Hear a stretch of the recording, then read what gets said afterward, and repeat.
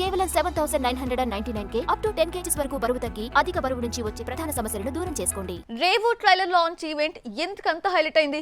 నిర్మాత దిల్ రాజు నిజంగానే ఆడియన్స్ ని థియేటర్స్ కి రాకుండా చేస్తున్నాడా?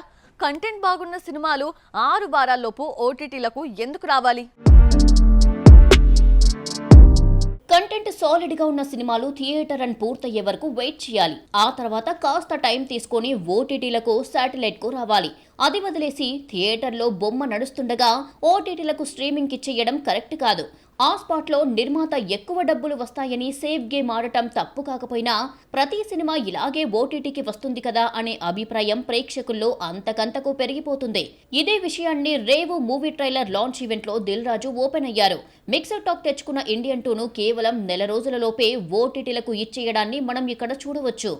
రేవు ట్రైలర్ లాంచ్ ఈవెంట్లో ట్రెండ్ గురించి మాట్లాడుతూ ప్రేక్షకులను థియేటర్లకు రాకుండా మేమే చెడగొట్టామని 4 వారాలకే ఓటీటీలోకి తెస్తాం, మీరు ఇంట్లోనే ఉండండని చెప్పడం వల్ల ఈ పరిస్థితి తలెత్తిందని దిల్ రాజు చెప్పుకొచ్చారు. కంటెంట్ బాగుంటే బలగం, కమిటీ కుర్రోలు లాగా నెమ్మదిగా అయినా జనం వస్తారని ఆ విజయాలను ఉదాహరణగా చూపారు. నిజానికి ఇప్పుడున్న సిచ్యువేషన్ లో కొన్ని సినిమాలు వెంటనే ఓటీటీలలో స్ట్రీమింగ్ కావడం వలన థియేటర్ రన్నింగ్ కు గ్యారంటీ లేకుండా పోతుంది.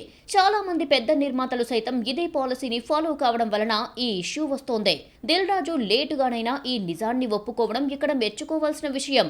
సలార్, గుంటూరు కారం, టిల్లు స్క్వేర్ లాంటి చిత్రాలన్నీ త్వరగా ఓటీటీలోకి వచ్చేయడంతో థియేటర్లు బాగా నష్టపోయాయి.